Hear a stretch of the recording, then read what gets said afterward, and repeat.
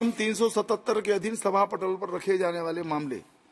जिन माननीय सदस्यों को आज नियम 377 के अधीन मामलों को उठाने की अनुमति प्रदान की गई है, वो अपने विषयों के अनुमोदित पाठ को 20 मिनट के अंदर व्यक्तिगत रूप से सभा पटल पर रख दें।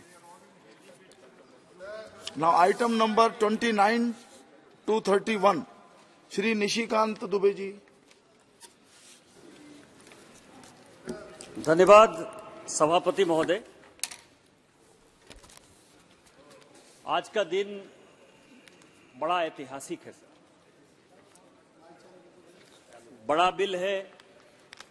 इस देश के 130 करोड़ लोगों को जिस बिल से राहत मिलने वाली है, जो बिल गांव, गरीब, किसान, महिला, बच्चे सबों को राहत पहुंचाने वाले हैं, उस बिल को लाने के लिए माननीय प्रधानमंत्री जी के प्रति हम आभारी हैं, माननीय गृह मंत्री जी के प्रति आभारी हैं कि उन्होंने बरसों बाद 163 साल बाद इस कानून को बदलने का फैसला किया।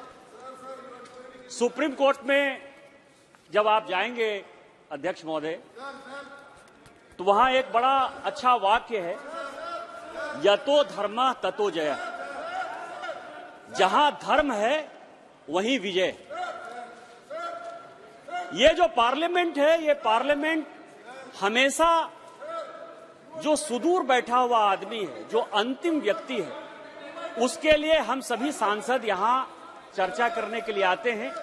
और इसके लिए 2014 से जब से माननीय प्रधानमंत्री जी प्रधानमंत्री बने हैं, उनका एकमात्र लक्ष्य यही है कि किसी भी परिस्थिति में अंतिम व्यक्ति तक न्याय पहुंचे। कल काफी इसके ऊपर चर्चा हुई सभापति महोदय। मैं आपको बताऊं कि अंग्रेजों ने 2 चीजें इस देश में दी। ये बड़ा विद्वान सदन है, सभी इसके जानकार हैं। जो रविशंकर प्रसाद जी ने जहां से समाप्त किया, वहीं से शुरू करना चाहता हूं सर। इस देश में मैकाले ने 2 चीजें दी। एक, मैकाले ने एक ऐसी शिक्षा पद्धति दी जिसमें कि हमारे बच्चे किस तरह से चपरासी हो सकते हैं, किरानी हो सकते हैं, कैसे अंग्रेजों की गुलामी के लिए वो अक्षर लिखा पढ़ी कर सकते हैं। तो एक वो शिक्षा पद्धति दी, और एक ये 1860 का जो है इंडियन पेनल कोड, जिसको कि भारतीय न्याय संहिता हमने अभी नाम दिया है। और इसके ऊपर खूब चर्चा हुई। लेकिन माननीय प्रधानमंत्री जी ने जो 2 बड़े काम किए इस लोकसभा में 2019 से लेकर 2024 तक में, जो एक बड़ा काम हुआ कि उन्होंने दोनों चीजों को, गुलामी की जो 2 निशानी थी, जो मैकाले की शिक्षा पद्धति थी, वो नई शिक्षा पद्धति दी, और ये 1860 का जो इंडियन पेनल कोड था, उसको खत्म करने का फैसला किया। लेकिन मुझे दुख होता है सर कि जब यहां चर्चा होती है तो चर्चा ये होती है कि ये इंडियन पेनल कोड था, ये सीआरपीसी था, आप इसको बदल लें। मुझे ये नहीं लगता कि भारत की सभ्यता संस्कृति जो समझते हैं सर, वो अपने ऊपर उनको घमंड क्यों नहीं होता है, अपने ऊपर उनको विश्वास क्यों नहीं होता है। यहां जो सीआरपीसी आईपीसी की बात चल रही है, 2 चीजें इस देश में चली सर, जिसके आधार पर कि दंड मिलता था, न्याय मिलता था। वो याज्ञवल्क स्मृति था, जिनको कि वेद में, अपने हिंदुत्व होने में, भारतीय होने में जिनको घमंड हो, कि याज्ञवल्क स्मृति ऐसी थी जिसमें कि दंड निर्धारित था। और दूसरा जो है चाणक्य की अर्थनीति था, जिसमें कि दंड निर्धारित था। जो हमारे माननीय प्रधानमंत्री जी आज कह रहे हैं, वो चाणक्य से एक बड़ी प्रेरणा लेकर कह रहे सर। चाणक्य क्या करता था, आपको कहानी याद है, आप तो वहां विभाग प्रचारक रहे सभापति महोदय, कि चाणक्य जो है, चाणक्य यदि किसी से व्यक्तिगत मीटिंग करते थे तो उसके लिए उनका दिया और बाती अलग होता था, और यदि सरकारी मीटिंग करते थे तो उसके लिए उनका दिया और बाती अलग था। इस तरह की भावना, यही माननीय प्रधानमंत्री जी कहते हैं कि ना खाएंगे ना खाने देंगे। उसी तरह से याज्ञवल्क स्मृति के आधार पर जो मिताक्षरी लॉ यहां लागू था, वो किस तरह का था? वो ये कहता था कि 80 साल के जो बूढ़े लोग हैं, उनके ऊपर किस तरह का न्याय होगा। जो 16 साल से कम उम्र के बच्चे हैं, उनके ऊपर क्या न्याय लागू होगा। जो महिलाएं हैं, उनके ऊपर क्या न्याय लागू होगा? जो बीमार लोग हैं उनके ऊपर क्या लागू होगा? लेकिन हमने क्या किया, एक जो गुलामी की मानसिकता है, इस गुलामी की मानसिकता ने हमारी सोच को कंप्लीट बदल दिया। कंप्लीट इसलिए बदल दिया सर कि हम अंग्रेजों की तो बात करते हैं कि 1757 के बाद, पलासी के युद्ध के बाद अंग्रेज बहुत आए, अंग्रेजों का ये कानून है, अंग्रेजों वापस जाओ। लेकिन जो मुगल आए 1526 में, उसके बारे में कभी याद करते हैं सर? जो 6ठी शताब्दी के बाद गुलाम वंश का हमारे ऊपर शासन हुआ, 6ठी शताब्दी के पहले तो यहां कोई मुस्लिम था ही नहीं। तो क्या 6ठी शताब्दी के पहले इस देश में कोई नियम कानून लागू नहीं था? क्या इस शिक्षा पद्धति ने हमको अकबर बाबर पढ़ने के लिए मजबूर कर दिया तो हम अकबर बाबर, मैकाले और लॉर्ड हेडिंग्स ही पढ़ते रहे? क्या हमने कभी पढ़ने का कोशिश किया है कि किस तरह से याज्ञवल्क्य ने क्या किया, पुष्यमित्र शुंग ने क्या किया, चाणक्य की क्या थ्योरी थी, अशोका द ग्रेट हुआ तो उसने क्या किया? उसी तरह से उसके जो नियम कानून थे, क्या हमने इसके बारे में कभी सोचा? अध्यक्ष महोदय, तो मैं आपको यह बता रहा हूं कि माननीय गृह मंत्री जी ने 158 मीटिंग के अलावा हमारी ही सरकार, जिसको कि लगता है कि हमारी सरकार डेमोक्रेसी में बिलीव नहीं करती, बुलडोज करती है, अपोजिशन को सामने नहीं आने देती, उसके जानकारी के लिए मैं बता दूं कि हमारी सरकार में ही इतना दम था कि जिस बिल को हमने यहां इंट्रोड्यूस किया अध्यक्ष महोदय, और लगा स्टैंडिंग कमेटी में जाने के बाद कि इसमें और भी चेंजेस की आवश्यकता है, और स्टैंडिंग कमेटी ने, जिसमें सारे पॉलिटिकल पार्टी के लोग थे, उन्होंने जब कहा कि इस बिल को और बदलने की आवश्यकता है, तो उस बिल को हमारी सरकार ने वापस लिया और एक नए बिल के साथ हम आए, जिसमें कि स्टैंडिंग कमेटी के जितने भी रिकमेंडेशन थे उसको हमने जो है इंक्लूड किया। सर, जब स्टैंडिंग कमेटी में मैं गया तो 3 पुलिस अफसर, ब्रिजलाल जी जो इसके अध्यक्ष थे, और कल जो 2 लोगों का आपने भाषण सुना, इस एक्ट में क्या क्या चेंज हुआ है और क्या क्या अच्छा बात है मैं बताना चाहता हूं सर। सत्यपाल जी और बीडी राम, ये 3 जो है डीजीपी रहे, बड़े अपराइट अफसर हैं, इन्होंने बड़ी मेहनत की। कल इनके भाषण को भी सुना और मैं स्टैंडिंग कमेटी में जब था तब उसको सुना सर। ये लोग ये कह रहे हैं कि पुलिस को जो है अधिकार देना चाहिए, पुलिस के सामने जो एडमिशन आप लेते हैं, जो आप अपना बात कहते हैं, उसको जो है कोर्ट माना जाए, 164 का स्टेटमेंट माना जाए। लेकिन हमारी सरकार माननीय मोदी जी के नेतृत्व में, माननीय गृह मंत्री जी के नेतृत्व में, वो इतनी कमिटेड है, उसका कहना है कि ये आम लोगों की सरकार है, जनता की सरकार है, हम पुलिस राज नहीं लागू कर सकते। और इसलिए मैं ये बातें कह रहा हूं कि वो अपने पुलिस के नजरिए से बोलते हैं, मैं अपने व्यक्तिगत नजरिए से बोलता हूं सर। मैं गया चुनाव में, और ये सभी एमपीज को जानने वाली बात है कि जब मैं 2009 में चुनाव में गया तो मेरे ऊपर या मेरे किसी परिवार के ऊपर, ना नाना के तरफ से ना दादा के तरफ से, 7 पुश्त में एक भी केस नहीं था। 2009 में मैं जब ने नॉमिनेशन फाइल किया सर, तो 2009 में मैं कहता था कि मैं एक ऐसा कैंडिडेट हूं जिसके ऊपर एक एफआईआर नहीं है। मेरे सामने जो कैंडिडेट हैं उनके ऊपर मर्डर के, ट्रीजन के, लूटमार के, हत्या के, चोरी के, डकैती के सभी केस। लेकिन जिस दिन मेरा चुनाव खत्म हुआ, और बीडी राम साहब यहां बैठे हुए हैं, तत्कालीन डीजीपी थे जब मैं चुनाव लड़ने के लिए गया था, बड़े अपराइट अफसर हैं, इनके ऊपर एक फिल्म गंगाजल बन चुकी है सर, मेरे जिले के ये एसपी रहे 1980 में। जब चुनाव जिस दिन खत्म हुआ अध्यक्ष महोदय, उस दिन मेरे ऊपर और मेरे पत्नी के ऊपर 307 का केस था। पहला केस जो मेरे ऊपर आया वो अटेम्प्ट टू मर्डर का हुआ। उल्टा मेरी ही गाड़ी जलाई गई, मेरी गाड़ी को आग लगा दिया गया, एसपी वहां खड़ा था। इसके बाद भी 307 का मैं एक्यूज्ड हूं। 2009 में सर, आप कहते हैं कि एमपी एमएलए के लिए सुप्रीम कोर्ट कहती है कि अलग केस है। 2009 में मेरे एक कार्यकर्ता को कहा कि यह बम बना रहा है, उसके ऊपर एफआईआर हो गया। उसके रोड जाम का केस है सर। 2009 से लेकर आज 2023, 14 साल से मैं लड़ रहा हूं इस पुलिस से। एक एससी एसटी का केस है सर देवघर में, जिस दिन की मैं इंग्लैंड में मौजूद था पूरे परिवार के साथ। आप ये समझिए, उसके बाद भी कहा गया कि मैंने जाकर किसी को गाली दे दी। क्या इस तरह के चेंजेस नहीं होने चाहिए? क्या 0 FIR नहीं होना चाहिए? क्या EFIR नहीं होना चाहिए? क्या पुलिस को जो है उस अधिकार से आम लोगों को बचाने के लिए, यदि इस एक्ट में माननीय प्रधानमंत्री और गृह मंत्री जी ने ये आमूलचूल परिवर्तन किया है, तो क्या आम जनता को राहत देने के लिए नहीं किया है?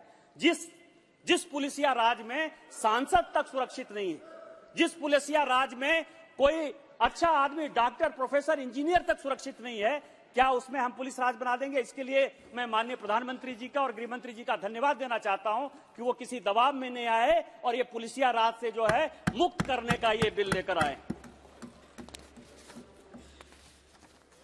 जब नाश मनुष्य पर छाता है, पहले विवेक मर जाता है। ये विरोध क्यों? पूरा का पूरा अपोजिशन 2 वीक बड़े अच्छे से सांसद चलाता रहा। आज अपोजिशन के लोगों ने खुद ही ये निर्णय किया कि मुझे जल्दी से निकालो, मुझे जल्दी से निकालो। अभी भी जो ये 3-4 लोग हैं सर, जिस तरह से कागज फेंक रहे हैं, आपने कभी निर्णय सोचा कि इसके बारे में कि क्या कांग्रेस और उनके समर्थित पार्टियों का क्या उद्देश्य है?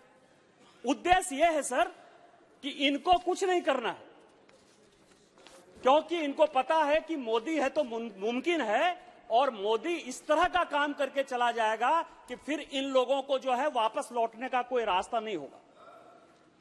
आज मल्लिकार्जुन खड़गे साहब को जो है कल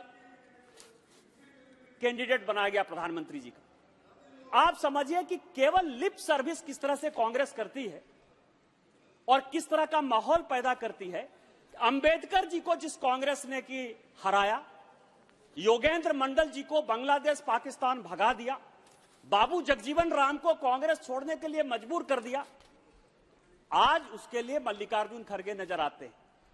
उनको यह लगता है कि यह बिल यदि आ जाएगा तो शेड्यूल कास्ट, शेड्यूल ट्राइब को फायदा हो जाएगा। उनको यह लगता है कि कालेलकर कमेटी के बाद भी हमने ओबीसी रिजर्वेशन नहीं दिया, मंडल कमीशन के बाद भी ओबीसी रिजर्वेशन नहीं दिया, ओबीसी के जो अध्यक्ष रहे सीताराम केसरी जी, उनको हमने बेइज्जत करके कांग्रेस से निकाल दिया, फिर भी ओबीसी जातिगत जनगणना की बात करेंगे तो ये ओबीसी मूर्ख हैं। उनको लगता है कि ये जो बिल आ रहा है इसमें ओबीसी को फायदा होगा, इसीलिए वो उसका विरोध कर रहे हैं। मैं पार्लियामेंट की बात करता हूं। आप ये समझें कि इनको सीआरपीसी, आईपीसी, भारतीय न्याय संहिता, भारतीय नागरिक सुरक्षा संस्था, भारतीय एविडेंस एक्ट में जो समस्या नजर आ रही है कि 130 करोड़ लोगों को राहत आएगी, उसमें उन्होंने पार्लियामेंट का विषय, और मैं ये सारे लोगों के, चूंकि अध्यक्ष जी ने पत्र लिखा है इसलिए जानकारी देना चाहता हूं कि पार्लियामेंट की जो उस दिन की घटना है वो 27वीं घटना है। माननीय अध्यक्ष जी ने 17 घटनाओं का जिक्र किया है, 10 घटनाओं का जिक्र मैं कर देता हूं। 1960 का सवाल हो, 1962 का सवाल हो, 1964 का सवाल हो, 1966 का सवाल हो, 1971 का सवाल हो, वहां से लेके लगातार कांग्रेस के लोग रहे और कांग्रेस के लोग यहां कभी भी पार्लियामेंट में किसी अपोजिशन पार्टी ने, चाहे वो जनसंघ हो, चाहे वो भारतीय जनता पार्टी हो, चाहे उस वक्त की जनता दल हो, कभी किसी ने पार्लियामेंट रोकने का प्रयास नहीं किया, क्योंकि संसद जो है, संसद का जो लॉ एंड ऑर्डर है, इसको मैनेज करने का जो अधिकार है वो केवल और केवल लोकसभा अध्यक्ष, लोकसभा सेक्रेटेरिएट को, और लोकसभा अध्यक्ष और लोकसभा सेक्रेटेरिएट पर इस सदन में कभी चर्चा नहीं हुई। लेकिन पहली बार ऐसा है सर, क्योंकि यह बिल आ रहा था और यह बिल आम गांव, गरीब, किसान, महिला, दलित के सम्मान के लिए आ रहा था, इस बिल को किसी तरह से नहीं पास करे, इसके लिए ये विरोध की राजनीति कांग्रेस कर रही है और नहीं मुद्दे को वो मुद्दा बनाने की कोशिश कर रही है। ये इसका सवाल है सर। मैंने देखा डिसेंट, नोट ऑफ डिसेंट, जिसके ऊपर बहुत कम चर्चा हुई। आप मानसिकता समझ सकते हैं सर कि कांग्रेस और उसके अपोजिशन की क्या मानसिकता है। उन्होंने नोट ऑफ डिसेंट दिया है। नोट ऑफ डिसेंट उन्होंने 3-4 विषय पर दिया है इस बिल पर, जिससे कि आपको लगेगा कि वो विरोध क्यों कर रहे थे। एक उन्होंने नोट ऑफ डिसेंट दिया सर कि ये जो भारतीय न्याय संहिता है, भारतीय नागरिक सुरक्षा संहिता है और भारतीय साक्ष्य बिल है, ये जो है हिंदी में है। नॉर्थ और साउथ का डिवाइड, मतलब देश को बांटने के लिए, पाकिस्तान और भारत के बांटने के बाद भी आज उनको खुशी नहीं है कि भारत यूनाइटेड है, भारत मजबूत है और माननीय प्रधानमंत्री जी के नेतृत्व में भारत आज विश्व की सबसे बड़ी ताकत बनने के लिए तैयार है। ये उनको मंजूर नहीं है सर। उन्होंने कहा कि ये हिंदी है। आप ये समझें सर ये जो पार्लियामेंट है, पुराना पार्लियामेंट, जहां से कि अभी हम लोग नए पार्लियामेंट में आए, जो नॉर्थ ब्लॉक है, जो साउथ ब्लॉक है, जो सुप्रीम कोर्ट की मैंने बात की कि यतो धर्मा ततो जय, या राष्ट्रपति भवन है सर, ये सारी बिल्डिंग अंग्रेजों ने बनाई, हमने नहीं बनाई सर। आज हम भले नए बिल्डिंग में आ गए, माननीय प्रधानमंत्री जी ने यह नया बिल्डिंग दिया। मैं चैलेंज करता हूं कांग्रेस के सारे मित्रों को कि जाकर एक बार दोबारा पढ़िए। 70 साल आप वहां गए होंगे तो केवल पैसा कमाने के लिए गए होंगे, आपने कुछ देखा नहीं होगा कि उसमें क्या लिखा हुआ है, पढ़ा हुआ है। सभी बिल्डिंग में केवल और केवल संस्कृत के श्लोक हैं सर, एक भी अंग्रेजी का कोई वाक्य नहीं है, एक भी बाइबिल का कोई वाक्य नहीं है, एक भी कुरान का कोई वाक्य नहीं है। तो क्या आप उस बिल्डिंग में जाकर नहीं बैठे? और हिंदी जो है, हिंदी कौन सी मानसिकता है सर? आज आप समझिए कि पूजा होता है कश्मीर से कन्याकुमारी तक, यदि आप जाइए तो कोई भी पंडित हो, चाहे वो तमिल बोलने वाला हो, तेलुगु बोलने वाला हो, मलयालम बोलने वाला हो, भोजपुरी कन्नड़ बोलने वाला हो, वो सभी संस्कृत में ही पूजा कराता है। और यही मानसिकता है सर कि उनको जो गुलामी की मानसिकता, भूलने की मानसिकता है, जिसके ऊपर मैं कह रहा था कि ये देश जो है मुगल काल से देश नहीं है, ये काल मुगल या अंग्रेजों के आने के बाद ये देश नहीं बना है। ये देश जो है 4 वेद, 13 उपनिषद और रामायण और महाभारत हजारों हजार साल से आया है। और उसी मानसिकता के साथ यदि आप बात करेंगे तो आपको यह समझ में आएगा कि यह जो विरोध आप कर रहे हैं वो गलत विरोध कर रहे हैं। दूसरा जो उनका विरोध है सर, उनका विरोध है कि लोगों को फांसी नहीं होनी चाहिए। क्यों नहीं फांसी होनी चाहिए? पोटा के कानून को आपने रोका, उसके आधार पर उसके बाद आप यूएपीए लेकर आ गए, उसके बाद आप एनआईए बना लिए। लेकिन आपको क्या लगता है कि इस देश में टेररिस्ट आ जाए, दाऊद इब्राहिम बम विस्फोट करके चला जाए, लेकिन उसको फांसी नहीं होनी चाहिए? ये कानून से फांसी, और आप कहेंगे कि अभी तक 6 ही लोगों को हमने फांसी दी है। कानून जो है सर, कानून केवल भय दिखाता है। कानून बताता है कि आप यदि गलत काम करेंगे तो आपको इतनी बड़ी सजा हो सकती है। इसमें कन्विक्शन कितना हुआ, फांसी क्या हुआ, ये आतंकवाद के खिलाफ जो इसमें हमने एक बड़ा कानून जो बनाया है सर, टेररिज्म को जो हमने डिफाइन किया है, टेररिस्ट एक्टिविटी को जो हम रोकने की कोशिश कर रहे हैं, इस कारण से उन्होंने नोट ऑफ डिसेंट दिया। नोट ऑफ डिसेंट का एक और अच्छा बात बताऊं सर, लोग कहते हैं, आप दिग्विजय सिंह का नोट ऑफ डिसेंट देख लीजिए, अधीर चौधरी जी का नोट ऑफ डिसेंट देख लीजिए, रवनीत बिट्टू का नोट ऑफ डिसेंट देख लीजिए, तीनों ने अलग अलग नोट ऑफ डिसेंट दिया है। तीनों का लाइन, कॉमा, फुल स्टॉप सब एक ही है सर। यदि तीनों का लाइन, कॉमा, फुल स्टॉप एक ही था तो आप एक ही लेटर पर साइन कर देते, अधीर रंजन चौधरी के लेटर पर साइन कर देते और साइन कर देते सब। लेकिन सबको अपना नाम लेना है, ये विरोध की बात है सर। इसी तरह से मैं आपको बताऊं कि दूसरा उनका विरोध है सर कि जो आउटसाइड में लोग हैं उनका कन्विक्शन कैसे होगा। अब दाऊद इब्राहिम 93 में बम विस्फोट करके चला गया, पाकिस्तान भाग गया। यदि वो हमारे यहां नहीं आ रहा है सर, बस 5 मिनट में जो है मैं खत्म करूंगा सभापति, मुझे पता है कि और भी बहुत वक्त है बोलने के लिए। लेकिन दाऊद इब्राहिम यदि नहीं आ रहा है, उसकी संपत्ति यहां पड़ी हुई है, यदि उसने देश के खिलाफ विरोध किया, इतना बड़ा राष्ट्रद्रोह किया, तो क्या आप उसकी संपत्ति जब्त नहीं करेंगे? क्या उसके ऊपर जो है आपको फांसी की सजा नहीं करनी है? इसके लिए वो विरोध करते हैं। यदि विजय माल्या चला गया, नीरव मोदी चला गया, यदि वो चला गया और हमारे यहाँ के बैंक को जो है वो खाली खोखला करके चला गया, आम लोगों को परेशान करके चला गया, तो क्या आपको नहीं लगता कि उसको कन्विक्ट करें? वो कहीं यदि भाग गया तो उसको कन्विक्शन नहीं होना चाहिए? उसका विरोध है सर कि आप इस तरह का काम नहीं करिए, इससे एफडीआई नहीं आएगा, चीजें नहीं आएगा। मैं केवल बता रहा हूं कांग्रेस की मानसिकता, हिंदी के विरोध की मानसिकता है, टेररिस्ट मानसिकता है, आउटसाइड इंडिया में जो लोग रहते हैं, ये उन्होंने नोट ऑफ डिसेंट में दिया है सर। मैं कोई नई बात आपको नहीं बता रहा हूं। दूसरा सवाल है, कई एक लोगों को मैं जानकारी दे दूं कि ये सरकार ऐसी है जो आम लोगों के लिए चिंतित है। हमारी तरफ से भी वक्ता बोलते रहे काफी कि अडल्ट्रेशन पर यह होना चाहिए, आंदोलन पर यह होना चाहिए। कई एक एक्ट ऐसे हैं जो स्पेशल एक्ट, एडल्ट्रेशन का अलग से एक्ट है, उसमें फांसी तक की सजा है, आजीवन कारावास की सजा है। इसीलिए आईपीसी में यदि ये धारा इस तरह से है तो इसमें आपको भारतीय न्याय संहिता में बहुत परेशान होने की आवश्यकता नहीं है सर। और चौथा जो उनका विरोध है सर, जो मेन विरोध है, कि पुराना ही बिल है उसको कट पेस्ट करके जो है हमने डाल दिया। अब आप ये बताएं कि आजादी का ये 75 साल है, हमारे पहले भी यहां सांसद होते रहे, इस पार्लियामेंट में किस तरह की चर्चा होती है सर? किसी को रोटी चाहिए, किसी को कपड़ा चाहिए, किसी को मकान चाहिए, किसी को स्वास्थ्य चाहिए। उसी तरह से महिलाओं के ऊपर यदि जुर्म होगा तो क्या सजा होनी चाहिए, गैंग रेप होगा क्या सजा होना चाहिए, टेररिज्म का होगा क्या सजा होना चाहिए। मैं आपको बताऊं कि कोई और भी अलग बातचीत हो सकती है क्या सर? हो सकती है। आर्म फोर्सेस के साथ हमारा बिहेवियर कैसा होना चाहिए, एडल्ट्री के साथ हमारा बिहेवियर कैसा होना चाहिए। हम 377 और एडल्ट्री के खिलाफ हैं, और मैं आपको बताऊं कि जो सुप्रीम कोर्ट ने यतो धर्म ततो जय की बात कही, तो उन्होंने जय की बात नहीं की, धर्म की तो बात ही नहीं कर रहा है। कोई भी धर्म जो है एडल्ट्री को और 377 को जो है अननेचुरल सेक्स को बढ़ावा नहीं देता है। सुप्रीम कोर्ट ने जो भी किया वो गलत किया, और सारे लोगों ने आग्रह किया है सरकार जो भी होगी सरकार बातचीत करेगी। लेकिन मैं आपको बताऊं कि रोटी कपड़ा मकान स्वास्थ्य ही जब मेन विषय है, तो कोई भी यदि सजा देनी होगी, मर्डर का जो सजा होगा, रेप का जो सजा होगा वो बराबर होगा। तो उसके लिए आप कहेंगे कि हमने जो है पुरानी बोतल में जो है नई शराब डाल दी, या नई शराब जो है पुरानी बोतल में डाल दी।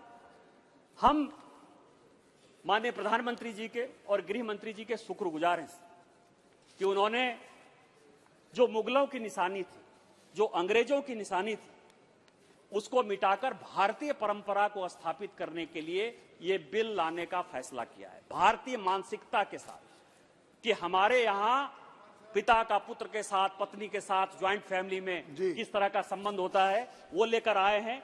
अंत में मैं दिनकर की एक कविता के साथ माननीय प्रधानमंत्री जी और गृह मंत्री जी का जो है धन्यवाद देना चाहता हूं कि कह दे शंकर से आज कहे, क्योंकि मैं बाबा बैद्यनाथ के क्षेत्र से आता हूं सर, 12 ज्योतिर्लिंग के क्षेत्र से, कि कह दे शंकर से आज कहे, वो प्रथम दिव्य फिर एक बार कहे, सारे भारत में गूंज उठे हर हर बम बम का जयकारा, हर हर बम बम का जयकारा, और जो भारतीय सभ्यता और संस्कृति है वो फिर से कायम हो, 130 करोड़ लोगों को न्याय मिले। आपने मुझे वक्त दिया, इन्हीं शब्दों के साथ जय हिंद जय भारत। श्री असदुद्दीन ओवैसी जी। चेयरमैन